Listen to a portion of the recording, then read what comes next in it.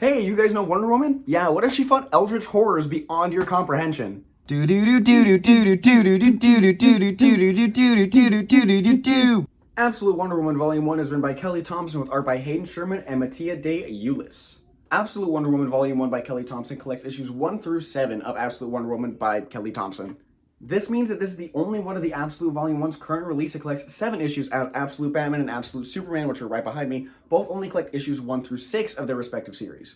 This one also clocks in at $17.99, which actually makes it the same price of Absolute Batman and Absolute Superman Volume 1, so I guess this is the most bang for your buck trade paperback out of the Absolute titles currently available.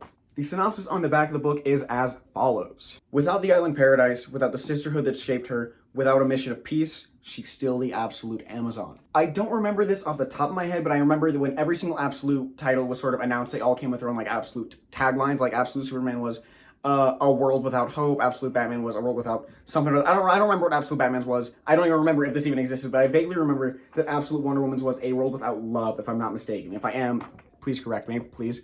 And that's kind of the reoccurring theme throughout this entire book. In this version of Diana's story, she did not grow up on the island of the Amazons, daughter of the ex-wife of Zeus. Instead, she was banished by the gods directly to hell and was raised by the witch Circe, who many diehard Wonder Woman fans recognize as one of her main arch nemeses in the mainline universe. Diana was forced to grow up in an environment where if you loved something, it was a weakness and you would die. Hell is a place specifically devoid of any emotion even remotely similar to love. Even when Diana was dropped off in hell as a baby, Circe, the only other human-like being there, wanted nothing to do with her. She felt no obligation or empathy towards this child. And yet, throughout this book, Diana is still finding a way to be loved and adored by every single living thing around her. Now, I'm not super well versed in Wonder Woman lore within the main central Earth 1 canon, but a reoccurring plot point in this book is that Diana can speak directly to animals.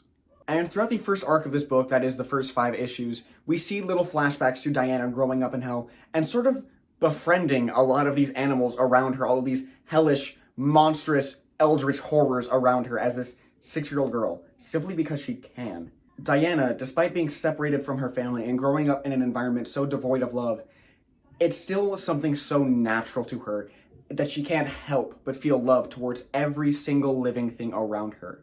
In a weird way, Absolute Wonder Woman reminds me a lot of the Japanese manga Berserk, and the way that, yes, the story is incredibly brutal, the world sucks, no one wants to be put through whatever all of these characters are being put through, but what makes the story great is not its brutality, it's its gentleness and its kindness. Yes, there are these Greek monsters attacking Gateway City on a regular basis, and yet Diana's love for humanity and all living things shines as this tremendous beam of light in spite of all of that. This is not a book about brutality. This is a book about love. Not any kind of romantic love, not any kind of sexual love, a pure, just human, raw, emotional love for everything. Kelly Thompson has really written something incredibly special. Now, if I had to rank this with the other Absolute book that I have already read up until this point, which is only Absolute Batman, I'm getting to Absolute Superman in a couple weeks, I promise, I can't say for certain which one I like more. I've expressed in my video about Absolute Batman that it took a little bit of time and, reading through it for me to really get into it, and once I did, it was amazing. Whereas I sort of had the inverse issue with Absolute Wonder Woman. This book had me hooked from the start. I thought this was going to blow Absolute Batman just out of the water. I thought it couldn't even compare at first. But it kind of sort of lost me by the end. Specifically around issues 5 and issues 7. Do I know why? Absolutely not. It's just kind of the way that it was. That being said, this shit is gas. And I would strongly implore anyone and everyone to go read this. The action sequences, fire. The character writing, fire. The themes in the book, fire. All of the artwork, I haven't even gone into the artwork yet. All of the artwork on this is so good. There's technically 2 different artists for the 2 different arcs because there's the main 5-issue arc and then the sort of like mini 2-issue arc at the end. And I don't really like the art in the second arc as much, but it's still really good and all of the art is good. All of it is good. All of the art in this book is good. I will say though, comparing it to Absolute Batman, if I could only read one or the other, I mean obviously I'm in a position where I get to read both, but if I had to pick one between the 2, I think that I would stick with Absolute Wonder Woman more across the long term, but that's just right now. Again, both stories are great. I'm not trying to put Absolute Batman down. Check out both if you can.